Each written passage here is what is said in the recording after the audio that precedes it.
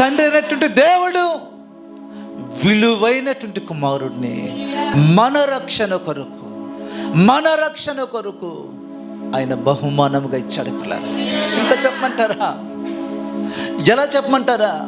ఒక ఐశ్వర్యవంతుడు ఒక పూరిపాకలో ఉన్నటువంటి దరిద్రుని దగ్గరికి వెళ్ళి, ఒక ఐశ్వర్యవంతుడు ఒక పూరిపాకలో ఉన్నటువంటి ఒక దరిద్రుని దగ్గరికి వెళ్ళి, నా మేడలు మెద్దులు, నా ఐశ్వర్యము, బంగారము, వజ్ర వైఢూర్యాలు అవంతా కూడా నువ్వు అనుభవించి నాకు నువ్వు ఉన్నటువంటి ఆ యొక్క పూరి గుడిస నాకు ఇచ్చేమని ప్రపంచంలో ఏ వ్యక్తి అయినా అనగలడా? అన్నారు అంటే ఆయన యేసుక్రీస్తు ప్రభువారు మాత్రమే. నా యొక్క దరిద్రపు స్థితిని తీసుకొని, నా పాత రోత శాప జీవితాన్ని తీసుకొని తన మహిమ కలిగినటువంటి రాజ్యానికి నాకు వారసునిగా చేశాడు.